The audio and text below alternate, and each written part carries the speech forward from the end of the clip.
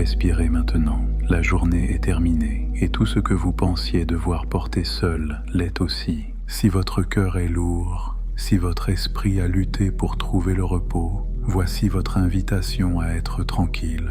Ce soir, nous allons voyager lentement à travers 20 chapitres de la parole de Dieu, chacun soigneusement choisi pour apaiser votre esprit, consoler votre cœur et vous rappeler que sa paix n'est pas lointaine. Elle est là, vous enveloppant en ce moment même.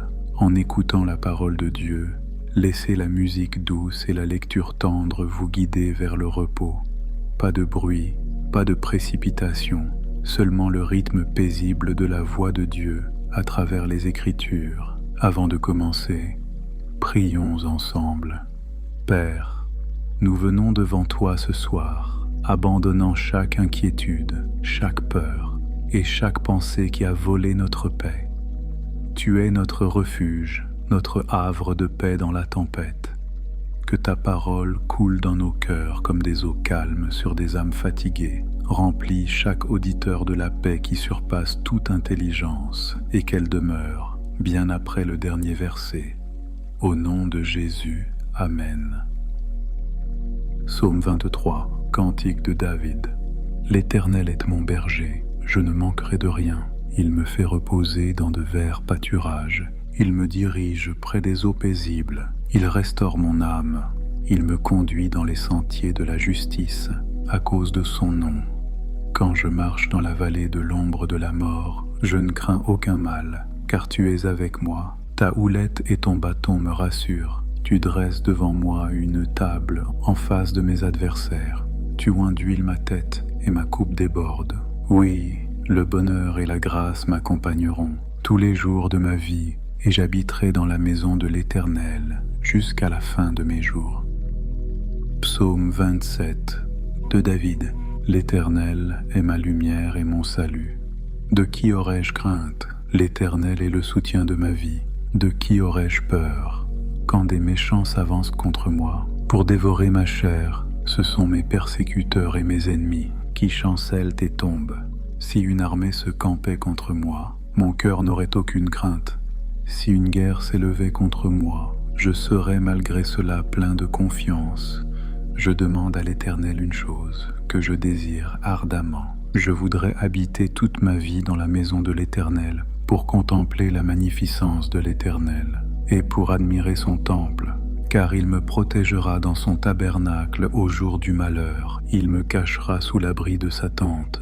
Il m'élèvera sur un rocher, et déjà ma tête s'élève sur mes ennemis qui m'entourent. J'offrirai des sacrifices dans sa tente, au son de la trompette. Je chanterai, je célébrerai l'Éternel. Éternel, écoute ma voix, je t'invoque. Aie pitié de moi et exauce-moi. Mon cœur dit de ta part, cherchez ma face. Je cherche ta face, ô Éternel. Ne me cache point ta face, ne repousse pas avec colère ton serviteur. Tu es mon secours, ne me laisse pas, ne m'abandonne pas, Dieu de mon salut, car mon père et ma mère m'abandonnent. Mais l'Éternel me recueillera. Éternel, enseigne-moi ta voie, conduis-moi dans le sentier de la droiture, à cause de mes ennemis. Ne me livre pas au bon plaisir de mes adversaires, car ils s'élèvent contre moi de faux témoins, et des gens qui ne respirent que la violence. Oh, si je n'étais pas sûr de voir la bonté de l'Éternel sur la terre des vivants. Espère en l'Éternel. Fortifie-toi et que ton cœur s'affermisse. Espère en l'Éternel. Psaume 34 de David. Lorsqu'il fit le fou en présence d'Abimélec et qu'il s'en alla chasser par lui, je bénirai l'Éternel en tout temps. Sa louange sera toujours dans ma bouche. Que mon âme se glorifie en l'Éternel. Que les malheureux écoutent et se réjouissent. Exaltez avec moi l'Éternel. Célébrons tous son nom. J'ai cherché l'Éternel, et il m'a répondu. Il m'a délivré de toutes mes frayeurs.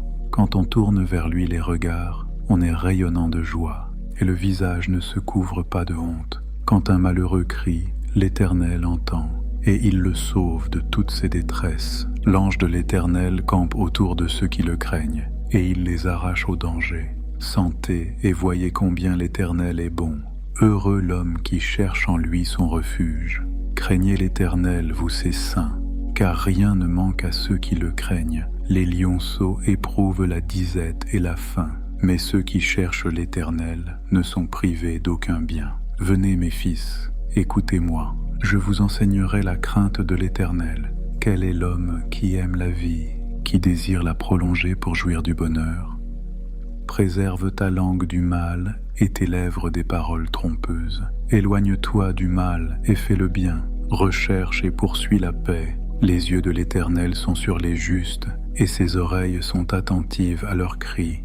L'Éternel tourne sa face contre les méchants pour retrancher de la terre leurs souvenirs. Quand les justes crient, l'Éternel entend et il les délivre de toute leur détresse. L'Éternel est près de ceux qui ont le cœur brisé et il sauve ceux qui ont l'esprit dans l'abattement. Le malheur atteint souvent le juste, mais l'Éternel l'en délivre toujours. Il garde tous ses os, aucun d'eux n'est brisé. Le malheur tue le méchant, et les ennemis du juste sont châtiés. L'Éternel délivre l'âme de ses serviteurs, et tous ceux qui l'ont pour refuge échappent au châtiment.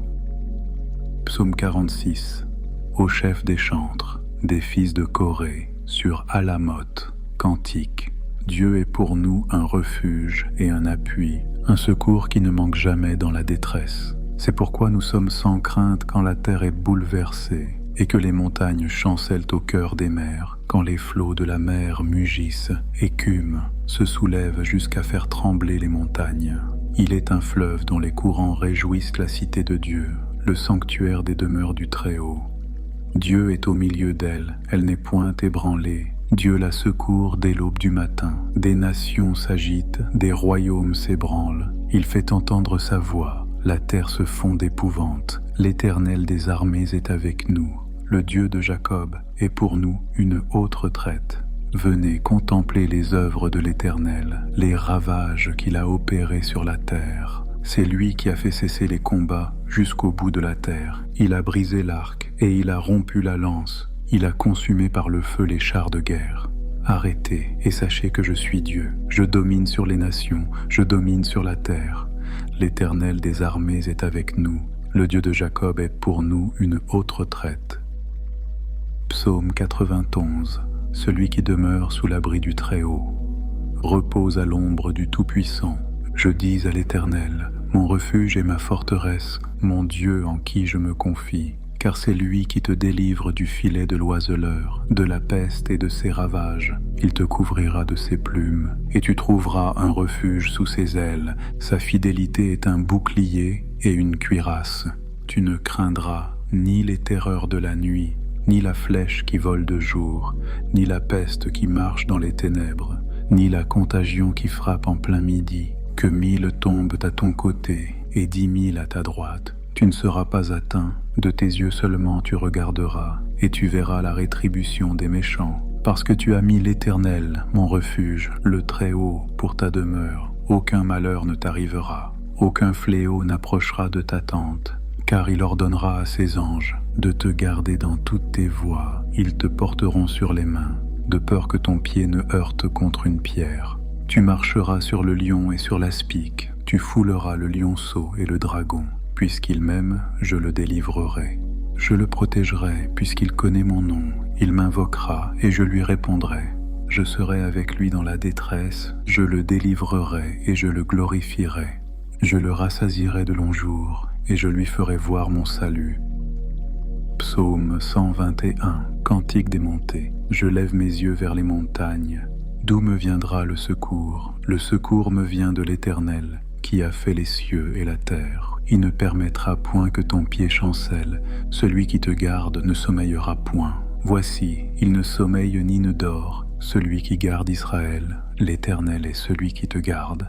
L'Éternel est ton ombre à ta main droite. Pendant le jour, le soleil ne te frappera point, ni la lune pendant la nuit. L'Éternel te gardera de tout mal. Il gardera ton âme. L'Éternel gardera ton départ et ton arrivée, dès maintenant et à jamais. Ésaïe 26. En ce jour, on chantera ce cantique dans le pays de Juda. Nous avons une ville forte. Il nous donne le salut pour muraille et pour rempart. Ouvrez les portes, laissez entrer la nation juste et fidèle, à celui qui est ferme dans ses sentiments. Tu assures la paix, la paix, parce qu'il se confie en toi. Confiez-vous en l'Éternel à perpétuité, car l'Éternel est le rocher des siècles. Il a renversé ceux qui habitaient les hauteurs. Il a abaissé la ville inaccessible. Il l'a abaissée jusqu'à terre. Il lui a fait toucher la poussière. Elle est foulée aux pieds des pauvres, sous les pas des misérables. Le chemin du juste est la droiture. Toi qui es juste, tu aplanis le sentier du juste.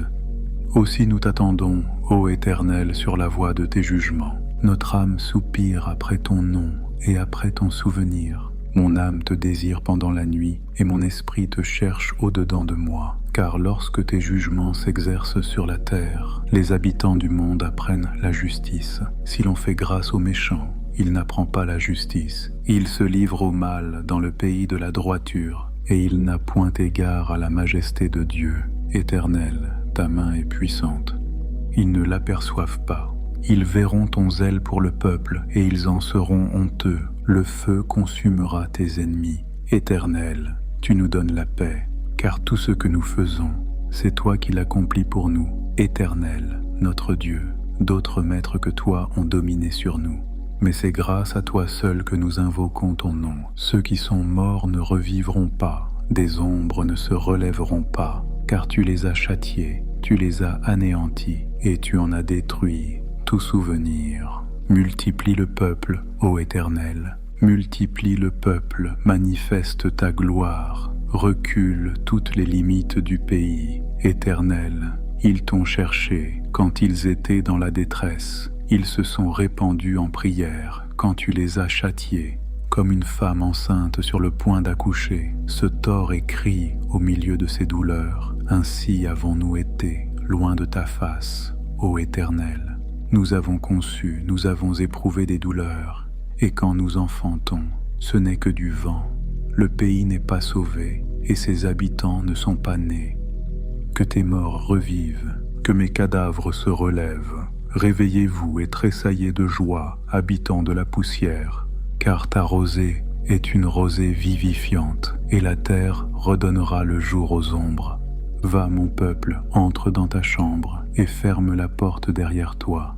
Cache-toi pour quelques instants, jusqu'à ce que la colère soit passée, car voici, l'Éternel sort de sa demeure, pour punir les crimes des habitants de la terre, et la terre mettra le sang à nu, elle ne couvrira plus les meurtres. Ésaïe 40. Consolez, consolez mon peuple, dit votre Dieu, parlez au cœur de Jérusalem, et criez-lui, que sa servitude est finie, que son iniquité est expiée, qu'elle a reçu de la main de l'Éternel, au double de tous ses péchés. Une voix crie, préparez au désert le chemin de l'Éternel, aplanissez dans les lieux arides, une route pour notre Dieu, que toute vallée soit relevée, que toute montagne et toute colline soient abaissées, que les coteaux se changent en plaine et les défilés étroits en vallons.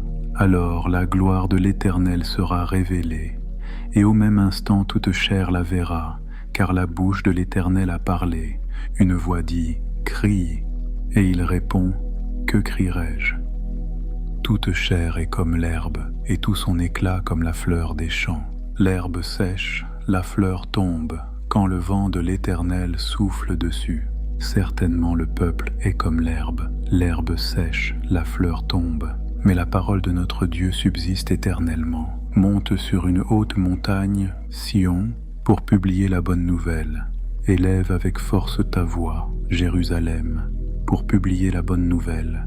Élève ta voix, ne crains point, dis aux villes de Juda, voici votre Dieu, voici le Seigneur, l'Éternel vient avec puissance, et de son bras il commande. Voici, le salaire est avec lui, et les rétributions le précèdent. Comme un berger, il paîtra son troupeau, il prendra les agneaux dans ses bras, et les portera dans son sein. Il conduira les brebis qui allaitent, qui a mesuré les eaux dans le creux de sa main, pris les dimensions des cieux avec la paume, et ramassé la poussière de la terre dans un tiers de mesure, qui a pesé les montagnes au crochet et les collines à la balance, qui a sondé l'esprit de l'Éternel, et qui l'a éclairé de ses conseils. Avec qui a-t-il délibéré pour en recevoir de l'instruction? Qui lui a appris le sentier de la justice? qui lui a enseigné la sagesse et fait connaître le chemin de l'intelligence. Voici, les nations sont comme une goutte d'un seau, elles sont comme de la poussière sur une balance. Voici, les îles sont comme une fine poussière qui s'envole. Les forêts du Liban ne suffisent pas pour le feu, et ses animaux ne suffisent pas pour l'holocauste. Toutes les nations sont devant lui comme un rien. Elles ne sont pour lui que néant et vanité. À qui voulez-vous comparer Dieu, et quelle image ferez-vous son égal? C'est un ouvrier qui fond l'idole, et c'est un orfèvre qui la couvre d'or, et y soude des chaînettes d'argent. Celui que la pauvreté oblige à donner peu, choisit un bois qui ne pourrisse pas. Il se procure un ouvrier capable pour faire une idole qui ne branle pas. Ne le savez-vous pas? Ne l'avez-vous pas appris? Ne vous l'a-t-on pas fait connaître dès le commencement? N'avez-vous jamais réfléchi à la fondation de la terre? C'est lui qui est assis au-dessus du cercle de la terre, et ceux qui l'habitent sont comme des sauterelles. Il étend les cieux comme une étoffe légère, il les déploie comme une tente pour en faire sa demeure. C'est lui qui réduit les princes au néant, et qui fait des juges de la terre une vanité. Ils ne sont pas même plantés, pas même semés, leur tronc n'a pas même de racines en terre. Il souffle sur eux et ils se dessèchent, et un tourbillon les emporte comme le chaume. À qui me comparerez-vous pour que je lui ressemble? Dit le Saint. Levez vos yeux en haut et regardez. Qui a créé ces choses? Qui fait marcher en ordre leur armée? Il les appelle toutes par leur nom. Par son grand pouvoir et par sa force puissante, il n'en est pas une qui fasse défaut. Pourquoi dis-tu Jacob? Pourquoi dis-tu Israël? Ma destinée est cachée devant l'Éternel, mon droit passe inaperçu devant mon Dieu. Ne le sais-tu pas? Ne l'as-tu pas appris? C'est le Dieu d'éternité, l'Éternel, qui a créé les extrémités de la terre. Il ne se fatigue point, il ne se lasse point. On ne peut sonder son intelligence. Il donne de la force à celui qui est fatigué, et il augmente la vigueur de celui qui tombe en défaillance. Les adolescents se fatiguent et se lassent, et les jeunes hommes chancellent. Mais ceux qui se confient en l'Éternel renouvellent leur force. Ils prennent le vol comme les aigles, ils courent et ne se lassent point, ils marchent et ne se fatiguent point. Jérémie 29. Voici le contenu de la lettre que Jérémie, le prophète, envoya de Jérusalem au reste des anciens en captivité, aux sacrificateurs, aux prophètes et à tout le peuple que Nebuchadnezzar avait emmené captif de Jérusalem à Babylone, après que le roi Jéconia, la reine, les eunuques, les chefs de Juda et de Jérusalem, les charpentiers et les serruriers furent sortis de Jérusalem. Il la remit à Éléasa, fils de Shaphan, et à Gemaria, fils de Hilkija, envoyés à Babylone par Sédécias, roi de Juda, auprès de Nebuchadnezzar, roi de Babylone. Elle était ainsi conçue. Ainsi parle l'Éternel des armées, le Dieu d'Israël, à tous les captifs que j'ai emmenés de Jérusalem à Babylone. Bâtissez des maisons et habitez-les, plantez des jardins et mangez-en les fruits. Prenez des femmes et engendrez des fils et des filles. Prenez des femmes pour vos fils et donnez des maris à vos filles, afin qu'elles enfantent des fils et des filles. Multipliez là où vous êtes et ne diminuez pas. Recherchez le bien de la ville où je vous ai mené en captivité et priez l'Éternel en sa faveur parce que votre bonheur dépend du sien. Car ainsi parle l'Éternel des armées, le Dieu d'Israël.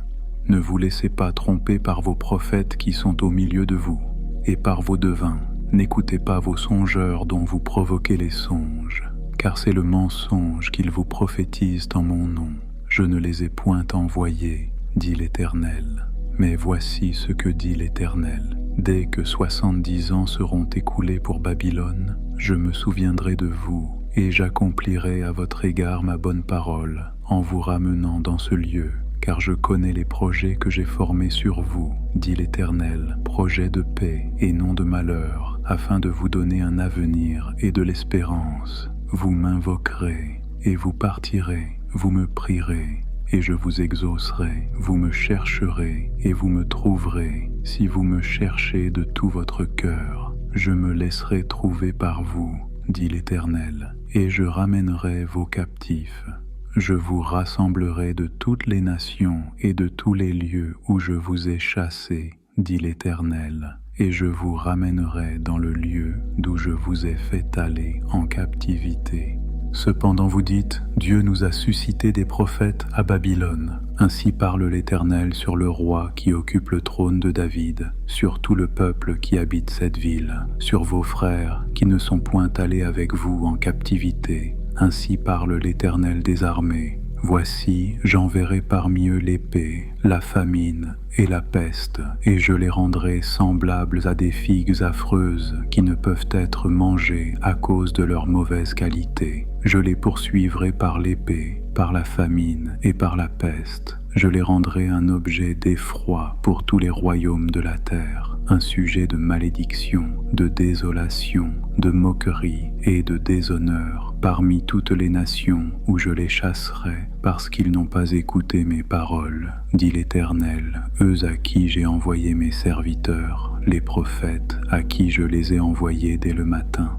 Et ils n'ont pas écouté, dit l'Éternel. Mais vous, écoutez la parole de l'Éternel, vous tous, captifs, que j'ai envoyés de Jérusalem à Babylone. Ainsi parle l'Éternel des armées, le Dieu d'Israël, sur Achab, fils de Kolaja, et sur Sédécias, fils de Maaséja, qui vous prophétisent le mensonge en mon nom. Voici, je les livre entre les mains de Nebuchadnezzar, roi de Babylone, et il les fera mourir sous vos yeux. On se servira d'eux comme d'un sujet de malédiction parmi tous les captifs de Juda qui sont à Babylone. On dira que l'Éternel te traite comme Sédécias et comme Achab, que le roi de Babylone a fait rôtir au feu, et cela arrivera parce qu'ils ont commis une infamie en Israël, se livrant à l'adultère avec les femmes de leurs prochains, et parce qu'ils ont dit des mensonges en mon nom, quand je ne leur avais point donné d'ordre.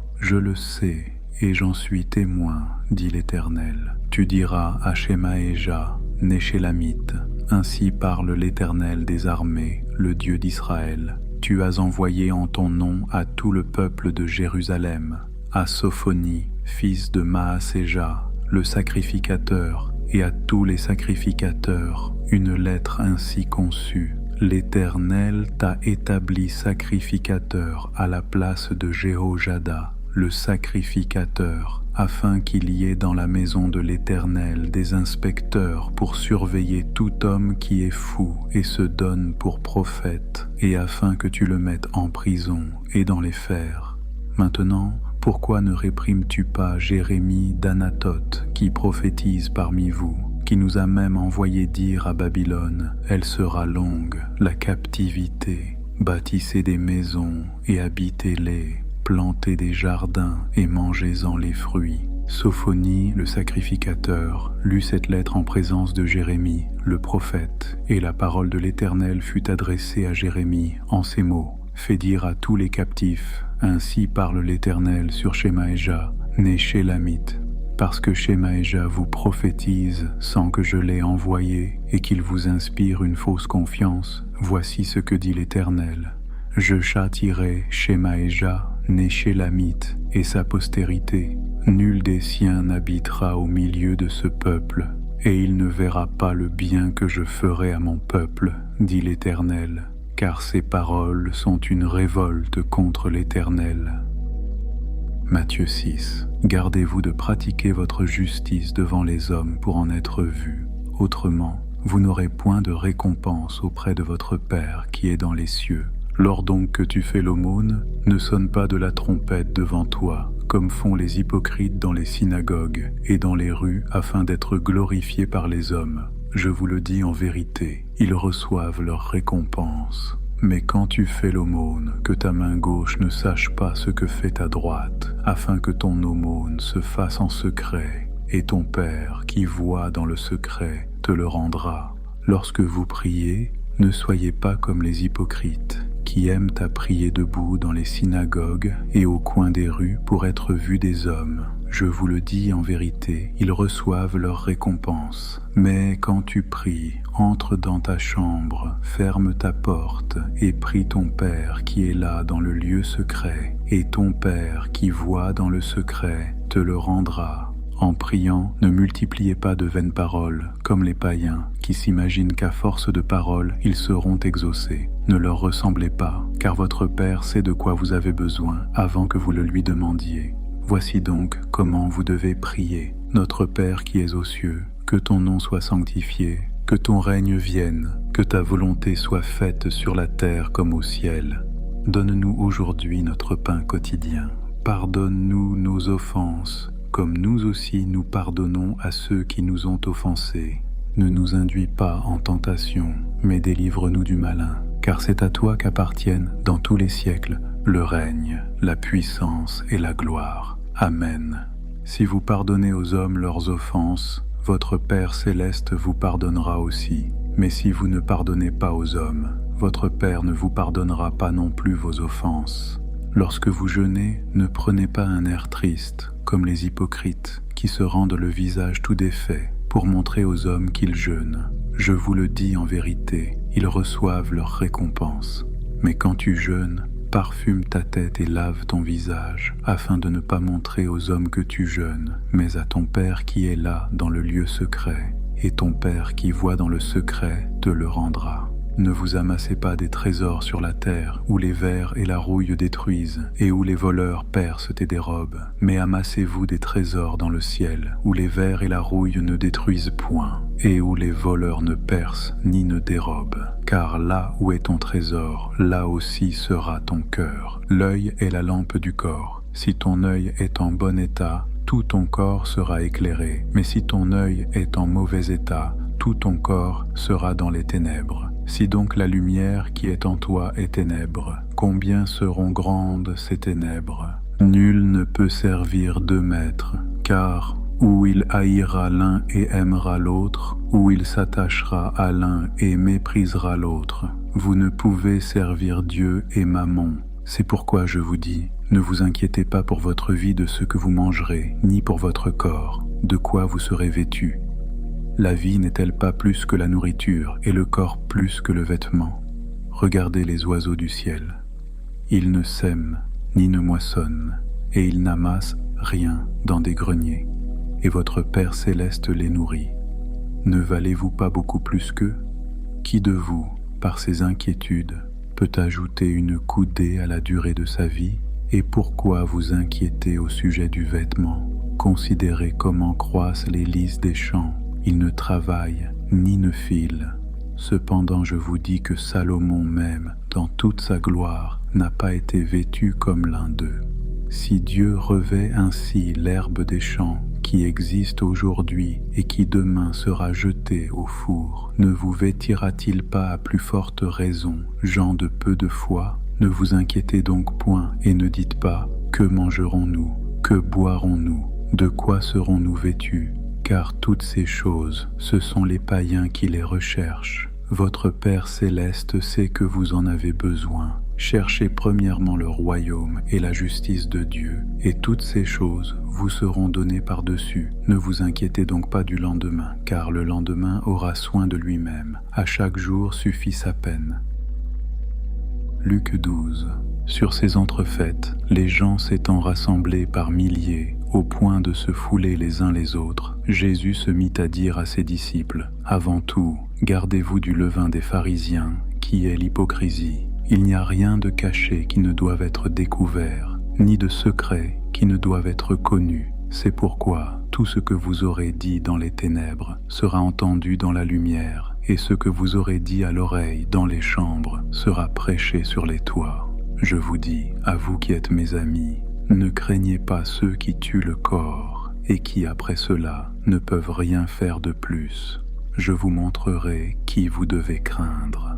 Craignez celui qui, après avoir tué, a le pouvoir de jeter dans la géhenne. Oui, je vous le dis, c'est lui que vous devez craindre. Ne vend-on pas 5 moineaux pour 2 sous? Cependant, aucun d'eux n'est oublié devant Dieu, et même les cheveux de votre tête sont tous comptés.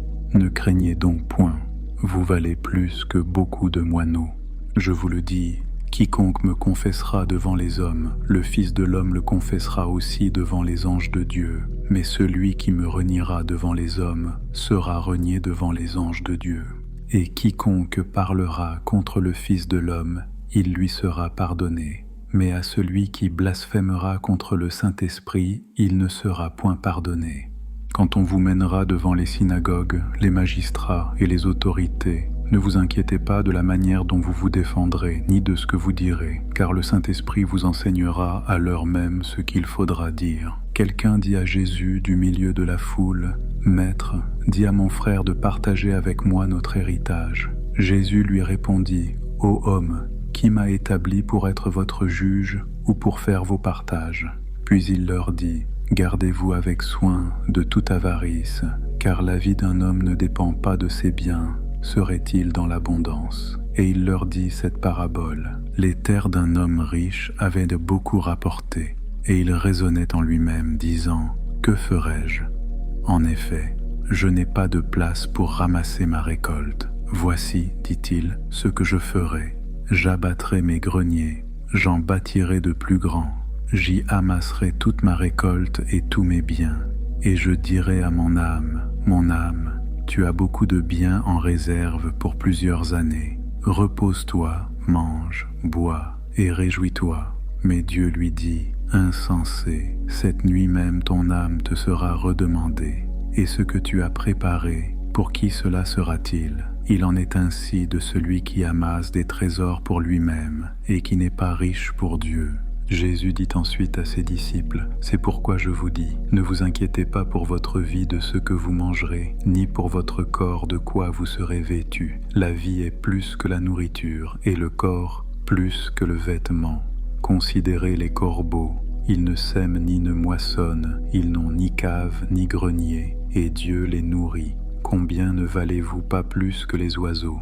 Qui de vous, par ses inquiétudes, peut ajouter une coudée à la durée de sa vie ? Si donc vous ne pouvez pas même la moindre chose, pourquoi vous inquiétez-vous du reste ?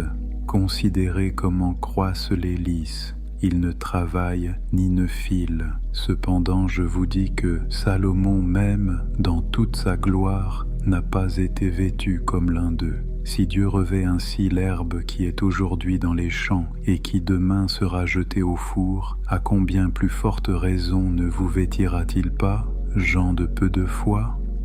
Et vous, ne cherchez pas ce que vous mangerez et ce que vous boirez, et ne soyez pas inquiets. Car toutes ces choses, ce sont les païens du monde qui les recherchent. Votre Père sait que vous en avez besoin. Cherchez plutôt le royaume de Dieu, et toutes ces choses vous seront données par-dessus. Ne crains point, petit troupeau, car votre Père a trouvé bon de vous donner le royaume. Vendez ce que vous possédez, et donnez-le en aumône. Faites-vous des bourses qui ne s'usent point, un trésor inépuisable dans les cieux, où ni le voleur n'approche, ni la mite ne détruit. Car là où est votre trésor, là aussi sera votre cœur. Que vos reins soient sains et vos lampes allumées, et vous, soyez semblables à des hommes qui attendent que leur maître revienne des noces, afin de lui ouvrir dès qu'il arrivera et frappera. Heureux ces serviteurs que le maître, à son arrivée, trouvera veillant. Je vous le dis en vérité, il se ceindra, les fera mettre à table, et s'approchera pour les servir. Qu'il arrive à la deuxième ou à la troisième veille, heureux ses serviteurs s'il les trouve veillants. Sachez-le bien, si le maître de la maison savait à quelle heure le voleur doit venir, il veillerait et ne laisserait pas percer sa maison. Vous aussi, tenez-vous prêts, car le Fils de l'homme viendra à l'heure où vous n'y penserez pas. Pierre lui dit, « Seigneur, est-ce à nous ou à tous que tu adresses cette parabole ?» Et le Seigneur dit, « Quel est donc l'économe fidèle et prudent que le maître établira sur ses gens pour leur donner la nourriture au temps convenable? Heureux ce serviteur que son maître à son arrivée trouvera faisant ainsi. Je vous le dis en vérité, il l'établira sur tous ses biens. Mais si ce serviteur dit en lui-même, mon maître tarde à venir, s'il se met à battre les serviteurs et les servantes, à manger, à boire et à s'enivrer, le maître de ce serviteur viendra le jour où il ne s'y attend pas, et à l'heure qu'il ne connaît pas, il le mettra en pièces et lui donnera sa part avec les infidèles. le serviteur qui, ayant connu la volonté de son maître, n'a rien préparé et n'a pas agi selon sa volonté, sera battu d'un grand nombre de coups. Mais celui qui, ne l'ayant pas connu, a fait des choses dignes de châtiment, sera battu de peu de coups. On demandera beaucoup à qui l'on a beaucoup donné, et on exigera davantage de celui à qui l'on a beaucoup confié. Je suis venu jeter un feu sur la terre, et comme je voudrais qu'il soit déjà allumé. Il est un baptême dont je dois être baptisé, et combien il me pèse jusqu'à ce qu'il soit accompli. Pensez-vous que je sois venu apporter la paix sur la terre? Non, vous dis-je, mais la division. Car désormais 5 dans une maison seront divisés, 3 contre 2 et 2 contre 3. Le père contre le fils et le fils contre le père, la mère contre la fille et la fille contre la mère, la belle-mère contre la belle-fille et la belle-fille contre la belle-mère. Il dit encore aux foules, quand vous voyez un nuage se lever à l'ouest, vous dites aussitôt, la pluie vient, et il arrive ainsi. Et quand vous voyez souffler le vent du sud, vous dites, il fera chaud, et cela arrive. Hypocrite, vous savez discerner l'aspect de la terre et du ciel. Comment ne discernez-vous pas ce temps-ci? Et pourquoi ne discernez-vous pas de vous-même ce qui est juste? Lorsque tu vas avec ton adversaire devant le magistrat, tâche en chemin d'en être délivré, de peur qu'il ne te traîne devant le juge, que le juge ne te livre à l'officier de justice, et que celui-ci ne te mette en prison. Je te le dis, tu ne sortiras pas de là que tu n'aies payé jusqu'au dernier sou. Jean 14. Que votre cœur ne se trouble point. Croyez en Dieu et croyez en moi. Il y a plusieurs demeures dans la maison de mon Père. Si ce n'était pas vrai, je vous l'aurais dit. Je vais vous préparer une place. Et lorsque je m'en serai allé et que je vous aurai préparé une place, je reviendrai et je vous prendrai avec moi, afin que là où je suis, vous y soyez aussi. Vous savez où je vais et vous en savez le chemin. Thomas lui dit, « Seigneur, nous ne savons pas où tu vas. Comment pouvons-nous en savoir le chemin ?» Jésus lui dit, « Je suis le chemin, la vérité et la vie. Nul ne vient au Père que par moi. Si vous me connaissiez, vous connaîtriez aussi mon Père, et dès maintenant vous le connaissez, et vous l'avez vu. » Philippe lui dit, « Seigneur, montre-nous le Père, et cela nous suffit. » Jésus lui dit, « Il y a si longtemps que je suis avec vous, et tu ne m'as pas connu, Philippe. Celui qui m'a vu a vu le Père. Comment dis-tu, montre-nous le Père? Ne crois-tu pas que je suis dans le Père, et que le Père est en moi? Les paroles que je vous dis, je ne les dis pas de moi-même, et le Père qui demeure en moi, c'est lui qui fait les œuvres. Croyez-moi, je suis dans le Père, et le Père est en moi. Croyez du moins à cause de ses œuvres. En vérité, je vous le dis, celui qui croit en moi fera aussi les œuvres que je fais, et il en fera de plus grandes, parce que je m'en vais au Père, et tout ce que vous demanderez en mon nom, je le ferai, afin que le Père soit glorifié dans le Fils. Si vous demandez quelque chose en mon nom, je le ferai. Si vous m'aimez, gardez mes commandements, et moi, je prierai le Père, et il vous donnera un autre consolateur, afin qu'il demeure éternellement avec vous, l'Esprit de vérité, que le monde ne peut recevoir, parce qu'il ne le voit pas et ne le connaît pas. Mais vous, vous le connaissez, car il demeure avec vous, et il sera en vous. Je ne vous laisserai pas orphelin, je viendrai à vous. Encore un peu de temps, et le monde ne me verra plus. Mais vous, vous me verrez, car je vis, et vous vivrez aussi. En ce jour-là, vous connaîtrez que je suis en mon Père, que vous êtes en moi, et que je suis en vous. Celui qui a mes commandements et qui les garde, c'est celui qui m'aime, et celui qui m'aime sera aimé de mon Père. Je l'aimerai, et je me ferai connaître à lui. Jude, non pas l'Iscario, lui dit, « Seigneur, d'où vient que tu te feras connaître à nous et non au monde ?» Jésus lui répondit, « Si quelqu'un m'aime, il gardera ma parole, et mon Père l'aimera. Nous viendrons à lui, et nous ferons notre demeure chez lui. Celui qui ne m'aime pas ne garde pas mes paroles, et la parole que vous entendez n'est pas de moi, mais du Père qui m'a envoyé. Je vous ai dit ces choses pendant que je demeure avec vous, mais le Consolateur, l'Esprit Saint que le Père enverra en mon nom, vous enseignera toutes choses et vous rappellera tout ce que je vous ai dit. Je vous laisse la paix, je vous donne ma paix. Je ne vous donne pas comme le monde donne.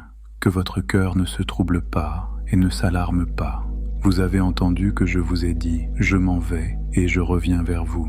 Si vous m'aimiez, vous vous réjouiriez de ce que je vais au Père, car le Père est plus grand que moi. Et maintenant, je vous ai dit ces choses avant qu'elles arrivent, afin que, lorsqu'elles arriveront, vous croyiez. Je ne parlerai plus guère avec vous, car le prince du monde vient. Il n'a rien en moi, mais afin que le monde sache que j'aime le Père et que j'agis selon l'ordre que le Père m'a donné. Levez-vous, partons d'ici.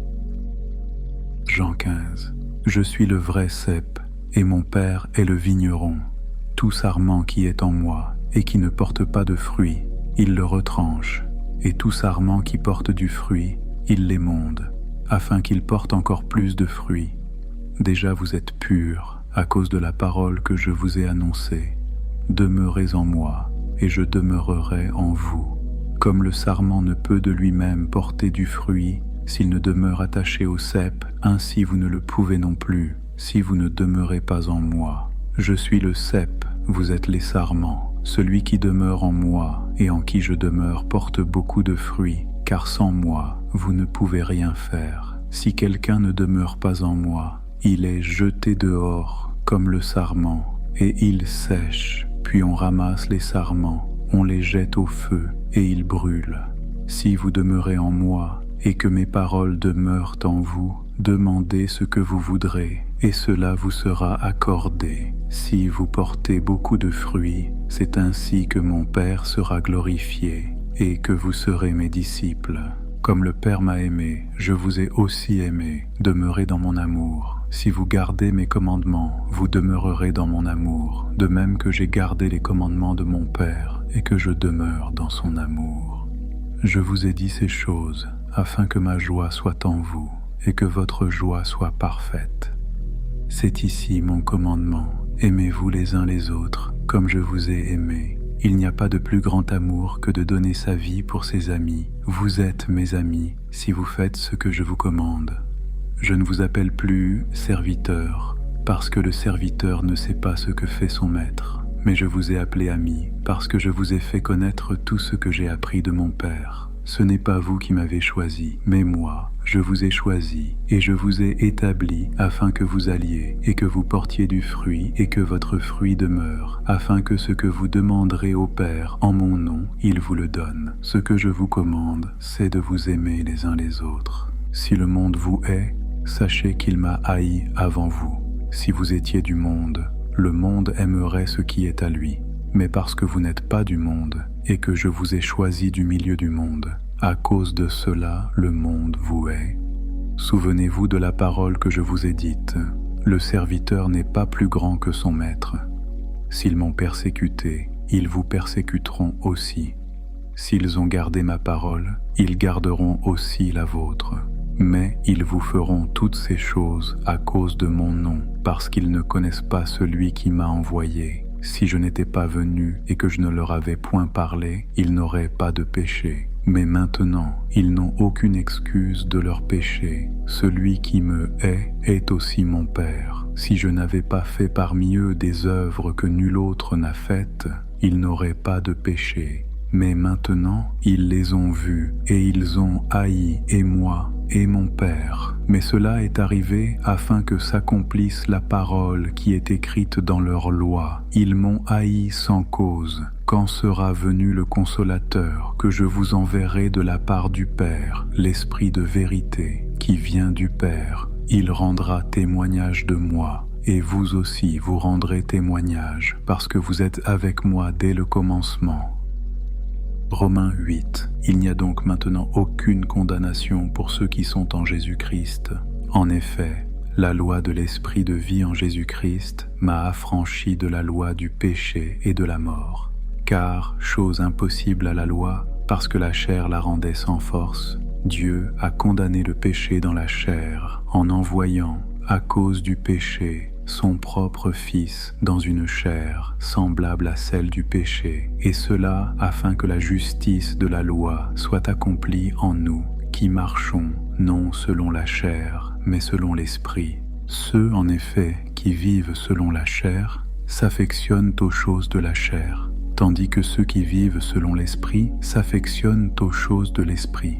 Et l'affection de la chair, c'est la mort, tandis que l'affection de l'Esprit, c'est la vie et la paix. Car l'affection de la chair est inimitié contre Dieu, parce qu'elle ne se soumet pas à la loi de Dieu et qu'elle ne le peut même pas. Or, ceux qui vivent selon la chair ne sauraient plaire à Dieu.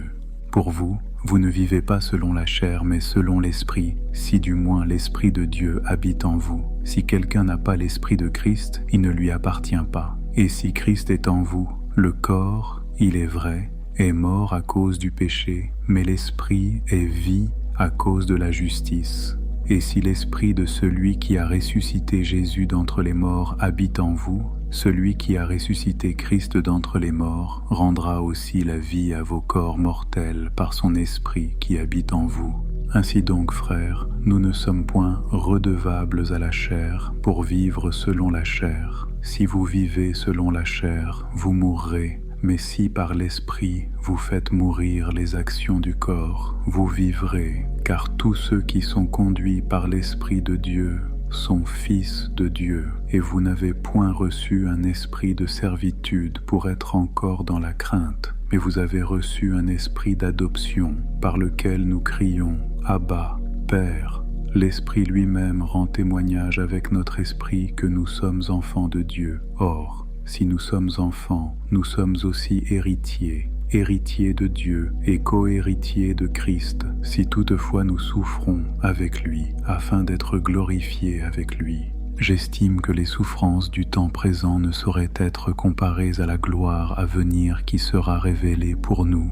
Aussi, la création attend-elle avec un ardent désir la révélation des fils de Dieu, car la création a été soumise à la vanité, non de son gré, mais à cause de celui qui l'y a soumise, avec l'espérance qu'elle aussi sera affranchie de la servitude de la corruption, pour avoir part à la liberté de la gloire des enfants de Dieu. Or, nous savons que, jusqu'à ce jour, la création tout entière soupire et souffre les douleurs de l'enfantement. Et ce n'est pas elle seulement, mais nous aussi, qui avons les prémices de l'Esprit, nous aussi nous soupirons en nous-mêmes en attendant l'adoption, la rédemption de notre corps, car c'est en espérance que nous sommes sauvés. Or, l'espérance qu'on voit n'est plus espérance. Ce qu'on voit, peut-on l'espérer encore? Mais si nous espérons ce que nous ne voyons pas, nous l'attendons avec persévérance. De même aussi, l'Esprit nous aide dans notre faiblesse, car nous ne savons pas ce qu'il nous convient de demander dans nos prières. Mais l'Esprit lui-même intercède par des soupirs inexprimables. Et celui qui sonde les cœurs connaît quelle est la pensée de l'Esprit, parce que c'est selon Dieu qu'il intercède en faveur des saints. Nous savons du reste que toute chose concourt au bien de ceux qui aiment Dieu, de ceux qui sont appelés selon son dessein. Car ceux qu'il a connus d'avance, il les a aussi prédestinés à être semblables à l'image de son Fils, afin que son Fils soit le premier-né entre plusieurs frères. Et ceux qu'il a prédestinés, il les a aussi appelés, et ceux qu'il a appelés, il les a aussi justifiés, et ceux qu'il a justifiés, il les a aussi glorifiés. Que dirons-nous donc à l'égard de ces choses? Si Dieu est pour nous, qui sera contre nous? Lui, qui n'a point épargné son propre Fils, mais qui l'a livré pour nous tous, comment ne nous donnera-t-il pas aussi toutes choses avec lui? Qui accusera les élus de Dieu? C'est Dieu qui justifie. Qui les condamnera? Christ est mort, bien plus, il est ressuscité, il est à la droite de Dieu et il intercède pour nous. Qui nous séparera de l'amour de Christ? Sera-ce la tribulation, l'angoisse, la persécution, la faim, la nudité, le péril ou l'épée? Selon qu'il est écrit, c'est à cause de toi qu'on nous met à mort tout le jour, qu'on nous regarde comme des brebis destinées à la boucherie. Mais dans toutes ces choses, nous sommes plus que vainqueurs par celui qui nous a aimés, car j'ai l'assurance que ni la mort, ni la vie, ni les anges, ni les dominations, ni les choses présentes, ni les choses à venir, ni les puissances, ni la hauteur, ni la profondeur, ni aucune autre créature ne pourra nous séparer de l'amour de Dieu manifesté en Jésus-Christ notre Seigneur. 2 Corinthiens 4. C'est pourquoi, ayant ce ministère, selon la miséricorde qui nous a été faite, nous ne perdons pas courage. Nous rejetons les choses honteuses qui se font en secret. Nous n'avons point une conduite astucieuse et nous n'altérons point la parole de Dieu. Mais, en publiant la vérité, nous nous recommandons à toute conscience d'homme devant Dieu. Si notre évangile est encore voilé, il est voilé pour ceux qui périssent, pour les incrédules dont le Dieu de ce siècle a aveuglé l'intelligence, afin qu'ils ne voient pas briller la splendeur de l'évangile de la gloire de Christ, qui est l'image de Dieu. Nous ne nous prêchons pas nous-mêmes, c'est Jésus-Christ le Seigneur que nous prêchons, et nous nous disons vos serviteurs à cause de Jésus, car Dieu, qui a dit « La lumière brillera du sein des ténèbres » a fait briller la lumière dans nos cœurs pour faire resplendir la connaissance de la gloire de Dieu sur la face de Christ. Nous portons ce trésor dans des vases de terre, afin que cette grande puissance soit attribuée à Dieu et non pas à nous.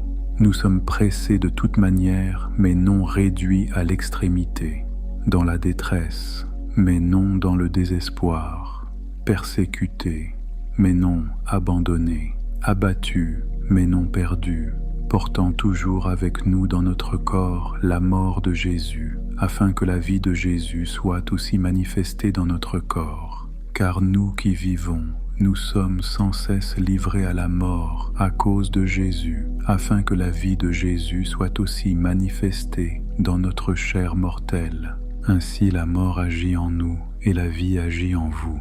Et comme nous avons le même esprit de foi qui est exprimé dans cette parole de l'Écriture, j'ai cru, c'est pourquoi j'ai parlé. Nous aussi nous croyons, et c'est pour cela que nous parlons, sachant que celui qui a ressuscité le Seigneur Jésus nous ressuscitera aussi avec Jésus et nous fera paraître avec vous en sa présence.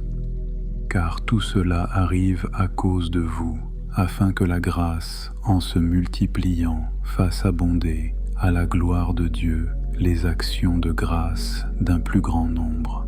C'est pourquoi nous ne perdons pas courage, et lors même que notre homme extérieur se détruit, notre homme intérieur se renouvelle de jour en jour, car nos légères afflictions du moment présent produisent pour nous, au-delà de toute mesure, un poids éternel de gloire, parce que nous regardons, non point aux choses visibles, mais à celles qui sont invisibles, car les choses visibles sont passagères, et les invisibles sont éternelles. Philippiens Vier. C'est pourquoi, mes bien-aimés et très chers frères, vous qui êtes ma joie et ma couronne, demeurez ainsi fermes dans le Seigneur, mes bien-aimés. J'exhorte Évodie et j'exhorte Syntyche à vivre en plein accord dans le Seigneur. Et toi aussi, fidèle collègue, oui, je te prie de les aider, elles qui ont combattu pour l'Évangile avec moi, et avec Clément et mes autres compagnons d'œuvre, dont les noms sont dans le livre de vie. Réjouissez-vous toujours dans le Seigneur, je le répète, réjouissez-vous. Que votre douceur soit connue de tous les hommes. Le Seigneur est proche, ne vous inquiétez de rien.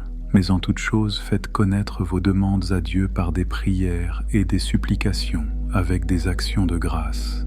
Et la paix de Dieu, qui surpasse toute intelligence, gardera vos cœurs et vos pensées en Jésus-Christ. Au reste, frères, que tout ce qui est vrai, tout ce qui est honorable, tout ce qui est juste, tout ce qui est pur, tout ce qui est aimable, tout ce qui mérite l'approbation, ce qui est vertueux et digne de louange, soit l'objet de vos pensées. Ce que vous avez appris, reçu et entendu de moi, et ce que vous avez vu en moi, pratiquez-le. Et le Dieu de paix sera avec vous. J'ai éprouvé une grande joie dans le Seigneur, de ce que vous avez pu enfin renouveler l'expression de vos sentiments pour moi. Vous y pensiez bien, mais l'occasion vous manquait. Ce n'est pas en vue de mes besoins que je dis cela, car j'ai appris à être content de l'état où je me trouve. Je sais vivre dans l'humiliation et je sais vivre dans l'abondance. En tout et partout, j'ai appris à être rassasié et à avoir faim, à être dans l'abondance et à être dans la disette. Je puis tout par celui qui me fortifie. Cependant, vous avez bien fait de prendre part à ma détresse. Vous le savez vous-même, Philippiens, au commencement de la prédication de l'Évangile, lorsque je partis de la Macédoine, aucune église n'entra en compte avec moi pour ce qu'elle donnait et recevait. Vous seul l'avez fait, car vous m'avez envoyé déjà à Thessalonique, et à plus d'une reprise de quoi pourvoir à mes besoins. Ce n'est pas que je recherche les dons, mais je recherche le fruit qui abonde pour votre compte. J'ai tout reçu et je suis dans l'abondance. J'ai été comblé de bien en recevant par Épaphrodite ce qui vient de vous comme un parfum de bonne odeur, un sacrifice que Dieu accepte et qui lui est agréable. Et mon Dieu pourvoira à tous vos besoins selon sa richesse, avec gloire, en Jésus-Christ. À notre Dieu et Père soit la gloire au siècle des siècles. Amen. Saluez tous les saints en Jésus-Christ. Les frères qui sont avec moi vous saluent. Tous les saints vous saluent, et principalement ceux de la maison de César. Que la grâce du Seigneur Jésus-Christ soit avec votre esprit. Colossiens 3. Si donc vous êtes ressuscités avec Christ, cherchez les choses d'en haut, où Christ est assis à la droite de Dieu. Affectionnez-vous aux choses d'en haut, et non à celles qui sont sur la terre, car vous êtes morts, et votre vie est cachée avec Christ en Dieu. Quand Christ, votre vie, paraîtra, alors vous paraîtrez aussi avec lui dans la gloire. Faites donc mourir les membres qui sont sur la terre, l'immoralité, l'impureté, les passions, les mauvais désirs et la cupidité, qui est une idolâtrie. C'est à cause de ces choses que la colère de Dieu vient sur les fils de la rébellion, parmi lesquels vous marchiez autrefois lorsque vous viviez dans ces péchés. Mais maintenant, renoncez à toutes ces choses, à la colère, à l'animosité, à la méchanceté, à la calomnie, aux paroles grossières qui pourraient sortir de votre bouche. Ne mentez pas les uns aux autres, vous étant dépouillés du vieil homme et de ses œuvres, et ayant revêtu l'homme nouveau qui se renouvelle, dans la connaissance, selon l'image de celui qui l'a créé. Il n'y a ici ni grec, ni juif, ni circoncis, ni incirconcis, ni barbare, ni scythe, ni esclave, ni libre, mais Christ est tout et en tous. Ainsi donc, comme des élus de Dieu, saints et bien-aimés, revêtez-vous d'entrailles de miséricorde, de bonté, d'humilité, de douceur, de patience. Supportez-vous les uns les autres, et, si l'un a sujet de se plaindre de l'autre, pardonnez-vous réciproquement. De même que Christ vous a pardonné, pardonnez-vous aussi. Mais par-dessus toutes ces choses, revêtez-vous de l'amour, qui est le lien de la perfection, et que la paix de Christ, à laquelle vous avez été appelés pour former un seul corps, règne dans vos cœurs, et soyez reconnaissants. Que la parole de Christ habite parmi vous abondamment. Instruisez-vous et exhortez-vous les uns les autres en toute sagesse par des psaumes, par des hymnes, par des cantiques spirituels, chantant à Dieu dans vos cœurs sous l'inspiration de la grâce. Et quoi que vous fassiez, en parole ou en œuvre, faites tout au nom du Seigneur Jésus, en rendant par lui des actions de grâce à Dieu le Père. Femmes, soyez soumises à vos maris, comme il convient dans le Seigneur. Maris, aimez vos femmes et ne vous aigrissez pas contre elles. Enfants, obéissez en toutes choses à vos parents, car cela est agréable dans le Seigneur. Pères, n'irritez pas vos enfants, de peur qu'ils ne se découragent. Serviteurs, obéissez en toutes choses à vos maîtres selon la chair, non pas seulement sous leurs yeux, comme pour plaire aux hommes, mais avec simplicité de cœur, dans la crainte du Seigneur. Tout ce que vous faites, faites-le de bon cœur, comme pour le Seigneur et non pour des hommes, sachant que vous recevrez du Seigneur l'héritage pour récompense. Servez Christ, le Seigneur, car celui qui agit injustement recevra selon son injustice, et il n'y a point d'acception de personne. 1 Pierre 5. Voici les exhortations que j'adresse aux anciens qui sont parmi vous, moi, ancien comme eux, témoin des souffrances de Christ et participant de la gloire qui doit être manifestée.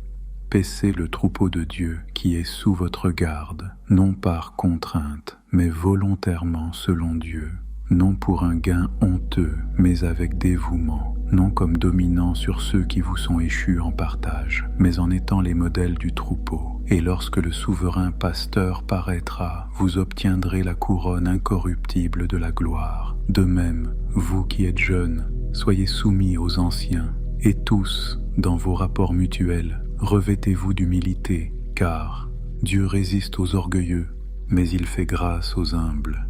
Humiliez-vous donc sous la puissante main de Dieu, afin qu'il vous élève au temps convenable, et déchargez-vous sur lui de tous vos soucis, car lui-même prend soin de vous. Soyez sobres, veillez.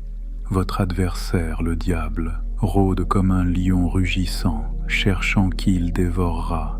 Résistez-lui avec une foi ferme, sachant que les mêmes souffrances sont imposées à vos frères dans le monde.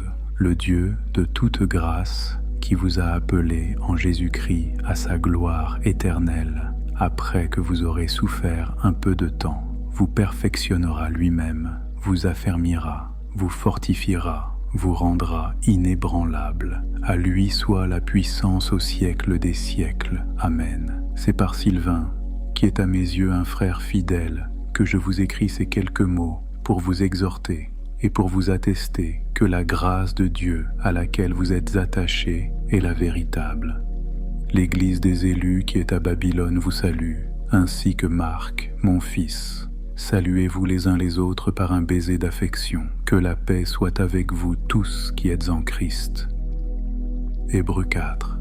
Craignons donc, tandis que la promesse d'entrer dans son repos subsiste encore, qu'aucun de vous ne paraisse être venu trop tard, car cette bonne nouvelle nous a été annoncée aussi bien qu'à eux. Mais la parole qui leur fut annoncée ne leur servit de rien, parce qu'elle ne trouva pas de la foi chez ceux qui l'entendirent. Pour nous qui avons cru, nous entrons dans le repos, selon qu'il dit « Je jurai dans ma colère, ils n'entreront pas dans mon repos ». Il dit cela, quoique ses œuvres aient été achevées depuis la création du monde, car il a parlé quelque part ainsi du 7e jour, et Dieu se reposa de toutes ses œuvres le 7e jour. Et ici encore, ils n'entreront pas dans mon repos. Or, puisqu'il est encore réservé à quelques-uns d'y entrer, et que ceux à qui d'abord la promesse a été faite n'y sont pas entrés à cause de leur désobéissance, Dieu fixe de nouveau un jour, aujourd'hui, en disant par la bouche de David si longtemps après, comme il est dit plus haut, « Aujourd'hui, si vous entendez sa voix, n'endurcissez pas vos cœurs, car si Josué leur avait donné le repos, il ne parlerait pas après cela d'un autre jour. Il y a donc un repos de sabbat réservé au peuple de Dieu, car celui qui entre dans le repos de Dieu se repose de ses œuvres, comme Dieu s'est reposé des siennes.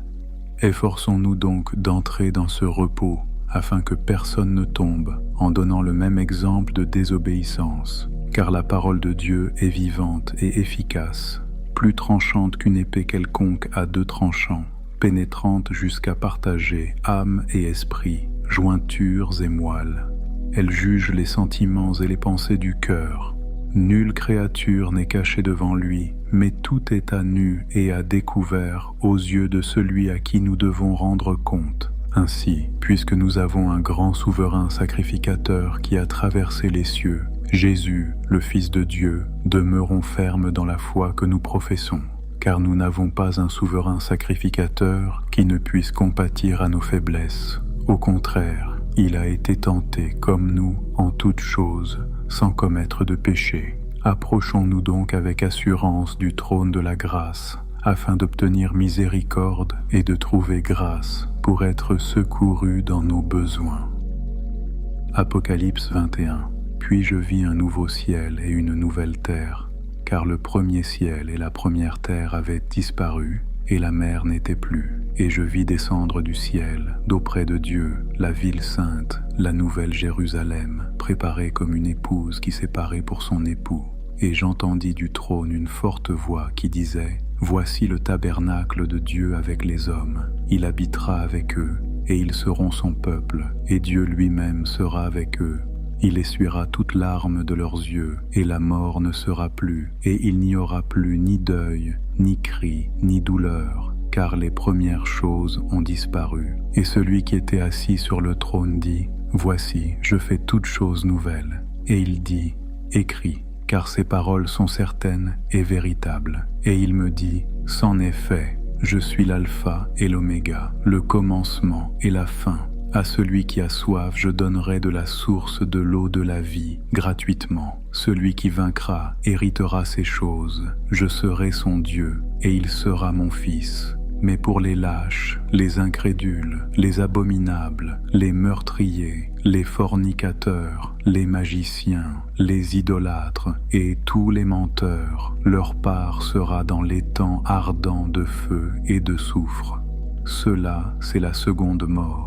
Puis un des 7 anges qui tenaient les 7 coupes remplies des 7 derniers fléaux vint, et il m'adressa la parole en disant « Viens, je te montrerai l'épouse, la femme de l'agneau. » Et il me transporta en esprit sur une grande et haute montagne, et il me montra la ville sainte, Jérusalem, qui descendait du ciel d'auprès de Dieu. Elle rayonnait de la gloire de Dieu. Son éclat était semblable à celui d'une pierre très précieuse, d'une pierre de jaspe transparente comme du cristal. Elle avait une grande et haute muraille. Elle avait 12 portes, et sur les portes 12 anges et des noms écrits, ceux des 12 tribus des fils d'Israël. À l'est 3 portes, au nord 3 portes, au sud 3 portes, et à l'ouest 3 portes.